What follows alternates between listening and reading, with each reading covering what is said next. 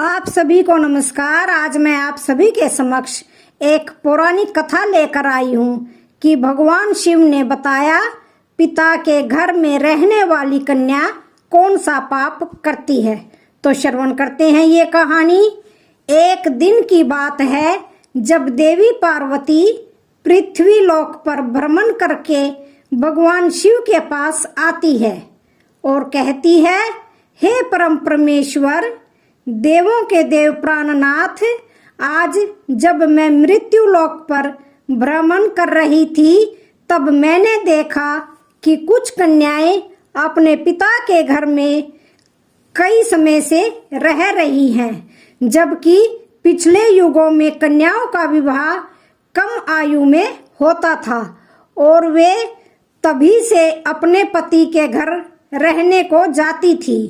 तथा मैंने एक विचित्र घटना भी देख ली कि कई सारी कन्याएं विवाह के बाद भी पिता के घर में लंबे समय तक या बार बार रहने को जाती हैं।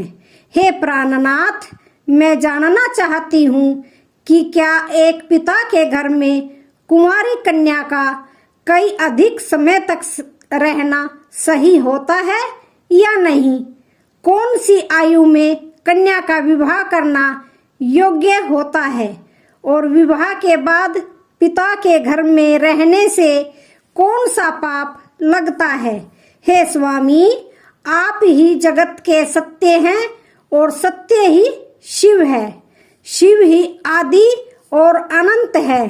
कृपा करें और मेरी जिज्ञासा को शांत करें। तब भगवान शिव मुस्कुराते हुए बोले, हे देवी पार्वती, आज आपने जो प्रश्न किए हैं वे समस्त मानव जाति के कल्याण हेतु अत्यंत ही महत्वपूर्ण हैं। आज मैं आपको इन सारे प्रश्नों के उत्तर एक सच्ची घटना के माध्यम से देता हूँ। यह कथा मेरे प्रभु श्री कृष्ण के काल द्वापर युग की है। आप इस कथा को ध्यान से सुने। जो भी प्राणी इस कथा का श्रवण करता है या सुनाता है उनके मैं 100 अपराध माफ करता हूँ और मृत्यु के बाद वह प्राणी अनंत काल तक मेरे साथ कैलाश में वास करता है। तब देवी पार्वती कहती है, हे स्वामी, मैं इस कथा को ध्यान से पूरा अवश्य सुनूंगी और इस कथा का प्रचार भी करूंगी। कृपा करें और इस कथा को कहें। तब भगवान शिव कहते हैं, हे देवी पार्वती, यह 28वें द्वापर युग की घटना है। यदुकुल श्रेष्ठ वीरवर उग्रसेन के यहाँ जो घटना घटित होने वाली है उसी का मैं भूतकाल के रूप में वर्णन करूंगा। माथुर प्रदेश में मथुरा नाम की नगरी है। वहाँ उग्रसेन नाम वाले यदुवंशी राजा राज्य करते थे। वे शत्रु विजय, संपूर्ण धर्मों के तत्व ज्ञान, प्रजा के रक्षण करने वाले और अति गुणवान राजा थे। मेघावी नामक राजा उग्रसेन धर्म पूर्वक राज्य का संचालन और प्रजा का पालन करते थे। उन्हीं दिनों परम पवित्र विदर्भ देश में सत्य केतु नाम से प्रसिद्ध एक महापराक्रमी राजा थे। उनकी एक पुत्री थी जिसका नाम मायावती था। वह सत्य धर्म का आचरण करने वाली अति सुंदर, गुणवान और चरित्रवान होने के कारण दूसरी लक्ष्मी के समान थी। मथुरा के राजा उग्रसेन ने उस सुंदर नेत्रों वाली मायावती से विवाह किया। उसके स्नेह और प्रेम से मथुरा नरेश मुग्ध हो गए। मायावती को वे अपने प्राणों के समान प्यार करने लगे। उसे साथ लिए बिना भोजन तक नहीं करते थे।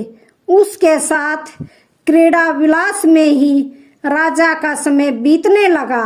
भगवान शिव कहते हैं, हे देवी पार्वती, मायावती के बिना उन्हें एक क्षण भी चैन नहीं पड़ता था। इस प्रकार से आने वाले प्रतिदिन उन दोनों पति पत्नी में प्रेम बढ़ने लगा। फिर कुछ समय के बाद विदर्भ नरेश सत्यकेतु ने अपनी पुत्री मायावती को याद किया और उसकी माँ भी उसे ना देखने के कारण बहुत ही दुखी थी। फिर एक दिन उन्होंने अपनी बेटी के हालचाल जानने हेतु मथुरा नरेश उग्रसेन के पास अपने दूत भेजे। मित्रों, भगवान शिव कहते हैं, हे देवी पार्वती, दूतों ने वहां जाकर आदर पूर्वक राजा से कहा, महाराज, विदर्भ नरेश सत्यकेतु ने अपनी कन्या और इस राज्य की महारानी के कुशल समाचार जानने हेतु हमें यहाँ भेजा है। आपको हमारा सादर प्रणाम। अगर उनका प्रेम और स्नेह पूर्ण अनुरोध आपको स्वीकार हो तो राजकुमारी मायावती जी को उनके यहाँ भेजने की व्यवस्था कीजिए। वे अपनी पुत्री को देखना चाहते हैं। तो दोस्तों, भगवान शिव कहते हैं, हे देवी पार्वती, राजा उग्रसेन ने जब दूतों के मुंह से यह बात सुनी तो वे बहुत ही प्रसन्न हो गए, क्योंकि वे भी चाहते थे रानी मायावती को आराम करने हेतु उनके पिता के यहाँ जाना चाहिए। तब उन्होंने स्नेह और उदारता के कारण अपनी पत्नी मायावती को विदर्भ राज के यहाँ भेज दिया। पति के भेजने पर मायावती बड़ी खुशी के साथ अपने मायके आ गई। वहां पहुंचकर उसने पिता के चरणों में प्रणाम किया। उसके आने से महाराज सत्यकेतु को भी बड़ी प्रसन्नता हुई। फिर भगवान शिव कहते हैं, हे देवी पार्वती, मायावती वहां अपनी सखियों के साथ मन से मुग्ध होकर घूमने लगी। पहले की ही भांति घर, वन, तालाब और राज्य में विहार करने लगी, क्योंकि वे विवाह के बाद पहली बार अपने पिता के यहाँ आई थी। यहाँ आकर वह फिर से बालिका बन गई। फिर कुछ दिन बीतने के बाद वह भूल गई कि उनका विवाह हो चुका है। उनके बर्ताव में अब लज्जा या संकोच का भाव नहीं रहा। फिर भगवान शिव कहते हैं, हे देवी पार्वती, एक दिन की बात है, रानी मायावती अपनी सखियों के साथ एक सुंदर पर्वत पर सैर करने के लिए गई। वहां एक रमणीय वन दिखाई दिया जो केलों के उद्यान से शोभा बढ़ा रहा था। उस पर भी फूलों की बहार थी। तब उस राजकुमारी ने देखा कि एक और ऐसा रमणीय पर्वत, दूसरी ओर सुंदर वन और बीच में स्वच्छ जल से भरा स्वर्तोभद्र नामक तालाब है। एक छोटी बालिका की तरह वह उसकी सभी सखियों के साथ खेलने लगी। वे सभी इस संसार को भूल खेल कूद में मन से मगन होकर पूरी तरह से डूब गई। फिर वे तालाब में उतर गई और हंसती गाती हुई जल क्रीड़ा करने लगी। तो फिर भगवान शिव कहते हैं, हे देवी पार्वती, उसी समय कुबेर का सेवक गोभिल नाम का एक दैत्य दिव्य विमान पर बैठकर आकाश मार्ग से कहीं जा रहा था। तब उसी समय तालाब के ऊपर आने पर उसकी दृष्टि मनमोहक सुंदर विदर्भ की राजकुमारी मायावती पर पड़ी, जो निर्भय होकर स्नान कर रही थी।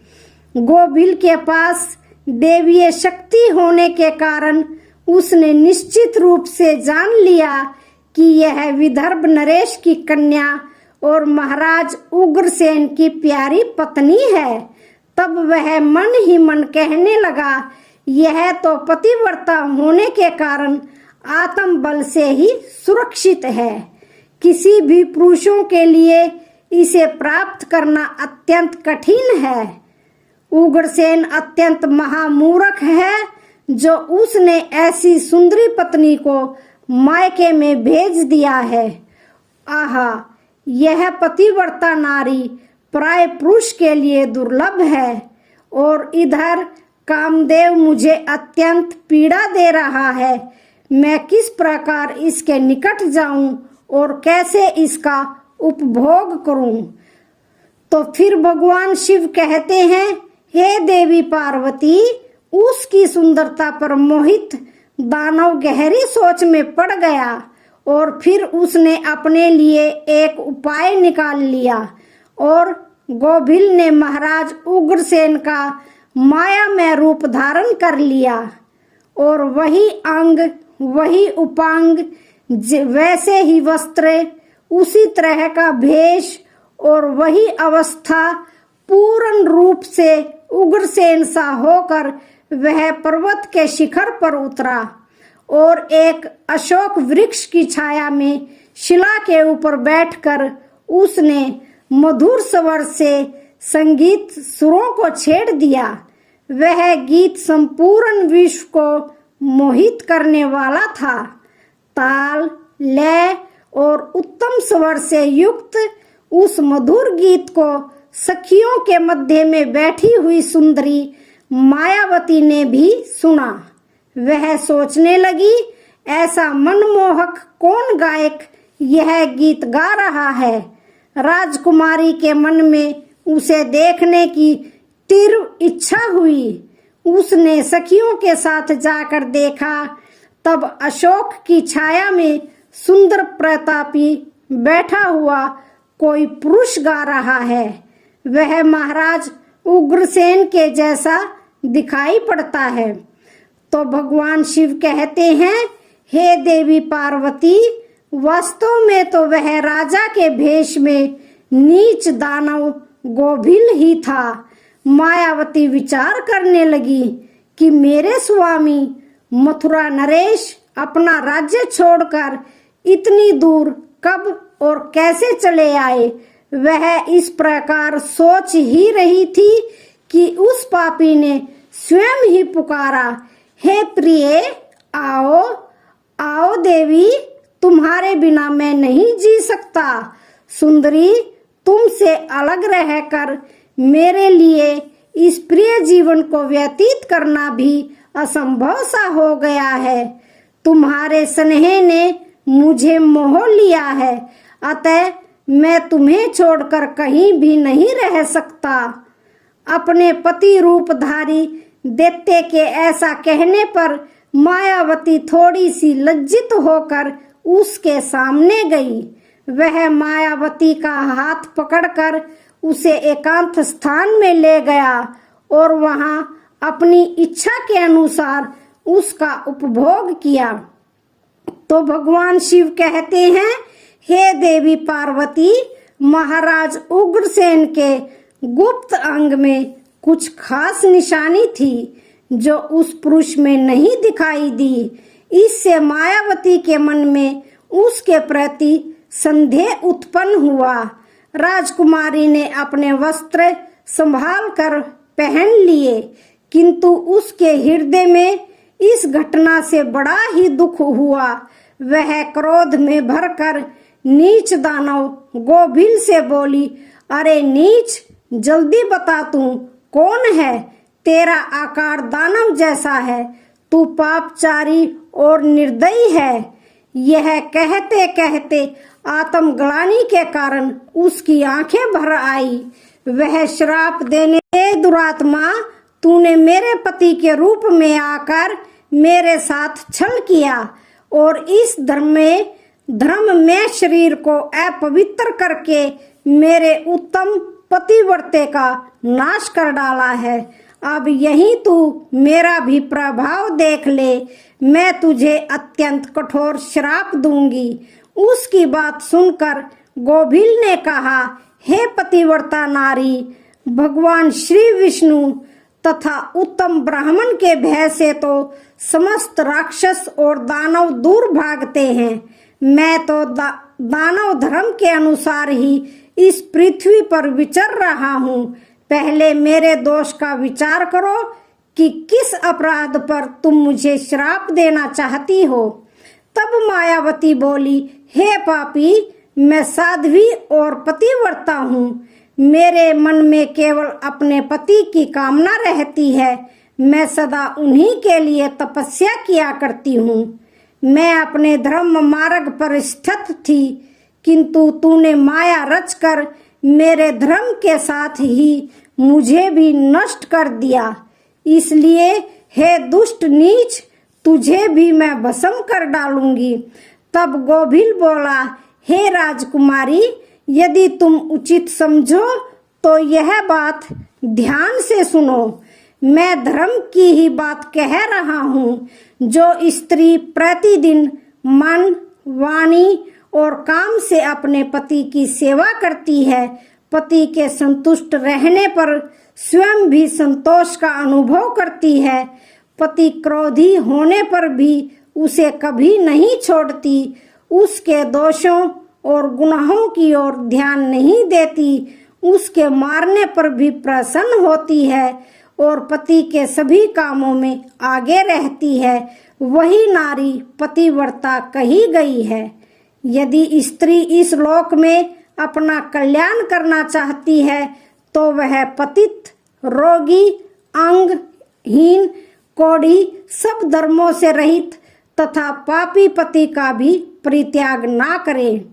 जो पति को छोड़कर जाती है और दूसरे कामों में मन लगाती है, वह संसार में सब धर्मों से बहिष्कृत व्यभिचारिणी समझी जाती है। जो पति की अनुपस्थिति में लालच में तरह तरह के व्यंजनों का स्वाद लेती है तथा श्रृंगार करती है, उसे मनुष्य उल्टा कहते हैं। तो भगवान शिव कहते हैं, हे देवी पार्वती, गोभिल आगे कहता है, मुझे वेद और शास्त्रों द्वारा और मेरे गुरु के द्वारा प्राप्त धर्म का ज्ञान है। गृहस्थ धर्म का परित्याग करके पति की सेवा छोड़कर यहाँ किस लिए आई हो? तुम इतना होने के बावजूद भी अपने ही मुंह से कहती हो मैं पतिव्रता हूँ। कर्म से तो तुम्हें पातिव्रत्य का छोटा सा अंश भी नहीं दिखाई देता। तुम डर भय छोड़कर पर्वत और वन में मतवाली होकर घूमती फिरती हो, इसलिए पापिनी हो। मैंने यह महान दंड देखकर तुम्हें सीधी राह पर लगाया है। अब कभी तुमसे ऐसी दृष्टता नहीं हो सकती। बताओ तो पति को छोड़कर किस लिए यहाँ आई हो? यह श्रृंगार, यह आभूषण तथा यह सुंदर वेशभूषा धारण करके क्यों खड़ी हो?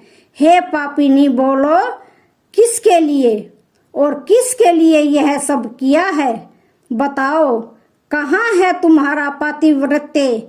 दिखाओ तो मेरे सामने व्यभिचारिणी स्त्रियों के समान बर्ताव करने वाली नारी, तुम इस समय अपने पति से 400 कोस दूर हो। कहाँ है तुम में पति को देवता मानने का भाव? दुष्टा कहीं की, तुम्हें लज्जा नहीं आती? तुम्हें तो क्या मुझे ही अपने बर्ताव पर घृणा होती है? तुम क्या मेरे सामने बोलती हो? कहाँ है तुम्हारी तपस्या का प्रभाव? कहाँ है तुम्हारा तेज और बल? आज ही मुझे अपना बल, वीर्य और पराक्रम दिखाओ। तब मायावती बोली, ओ नीच असुर, सुन, पिता ने स्नेहवश मुझे पति के घर से बुलाया है। इसमें कहाँ पाप है? मैं काम, लोभ, मोह तथा डर के वश पति को छोड़कर नहीं आई हूँ। मैं यहाँ भी पति का चिंतन करती हुई रहती हूँ। तुमने भी छल से मेरे पति का रूप धारण करके ही मुझे धोखा दिया है। तब गोभिल ने कहा, मायावती, मेरी युक्ति युक्त बात सुनो। अंधे मनुष्यों को कुछ दिखाई नहीं देता। तुम धर्म रूपी नेत्र से हीन हो, फिर कैसे मुझे यहाँ पहचान पाती? तुम्हें ज्ञात था कि तुम्हारे पति इतनी दूर कभी नहीं आ सकते थे, फिर भी तुमने मेरे साथ संबंध बनाए।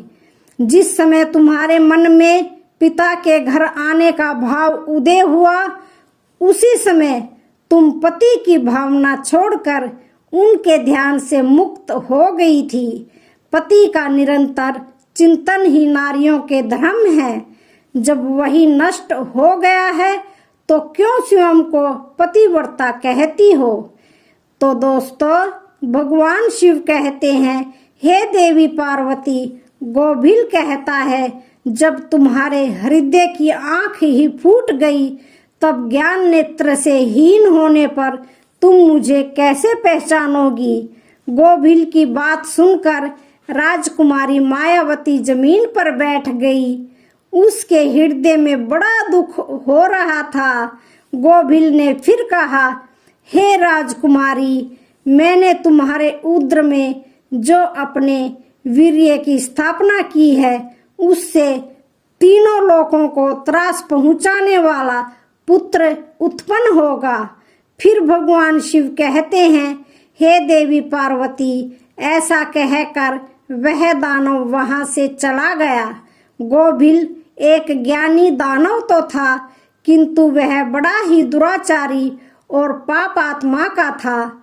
उसके चले जाने पर मायावती अत्यंत दुखी होकर रोने लगी, जिससे रोने की आवाज सुनकर सखियां उसके पास दौड़ी चली आई और पूछने लगी, राजकुमारी, आप क्यों रो रही हो? मथुरा नरेश महाराज उग्रसेन कहाँ चले गए? मायावती ने अत्यंत दुख से रोते रोते अपने चले जाने की सारी बात बता दी। फिर सभी सहेलियां उसे पिता के घर में ले गई। उस समय वह शोक से कतराती हुई थर थर कांप रही थी। सखियों ने मायावती की माता के सामने सारी घटना सुना दी। उसे सुनते ही महारानी अपने पति के महल में गई और उनसे कन्या का सारा वृतांत उन्होंने कह सुनाया। उसे सुनकर महाराज सत्यकेतु को बड़ा ही दुख हुआ। उन्होंने सवारी और वस्त्र आदि देकर कुछ लोगों के साथ पुत्री को वापस मथुरा में उसके पति के घर भेज दिया। धर्मात्मा राजा उग्रसेन मायावती को आई देखकर बहुत ही प्रसन्न हुए और वे रानी से बार बार कहने लगे, हे प्रिय, मैं तुम्हारे बिना जीवन व्यतीत नहीं कर सकता था। अच्छा हुआ तुम शीघ्र ही लौट आई।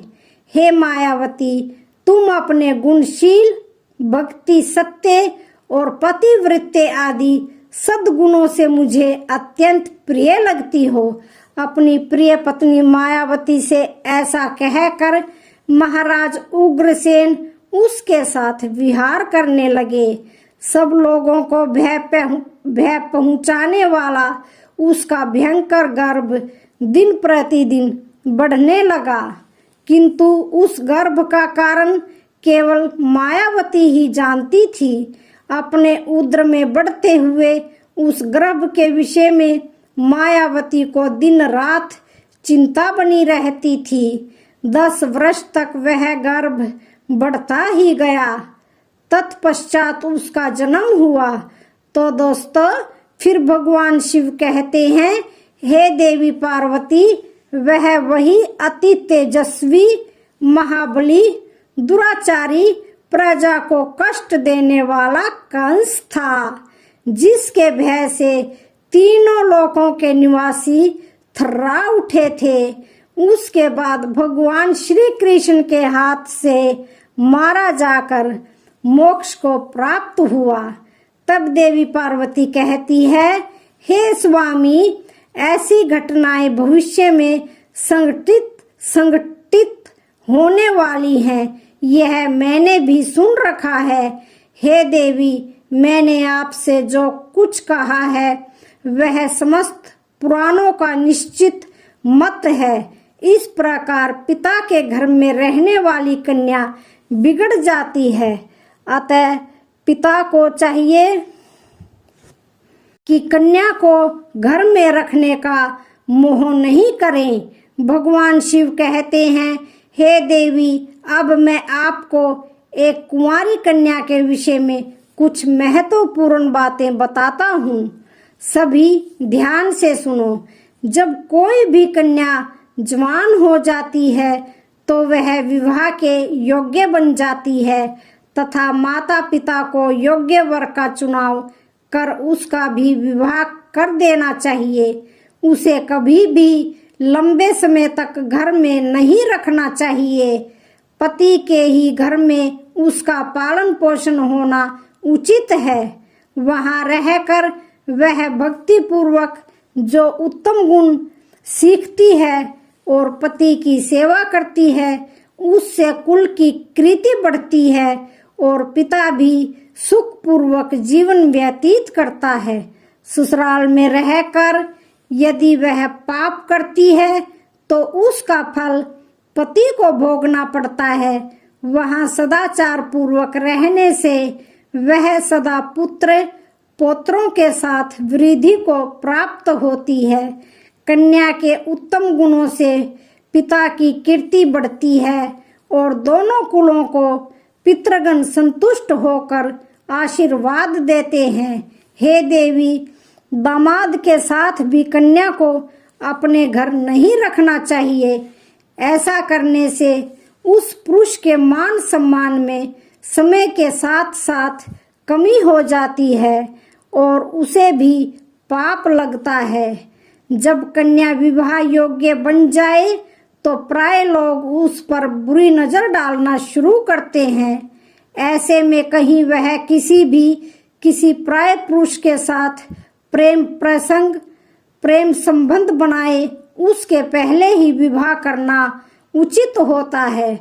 एक जवान कन्या पिता के घर में रखना मतलब खजाने भरा चोरों के बीच रखने के समान होता है तथा उस स्त्री का गहना और पिता का सम्मान उस कन्या की इज्जत होती है जिसे हमेशा संभाल कर रखना चाहिए।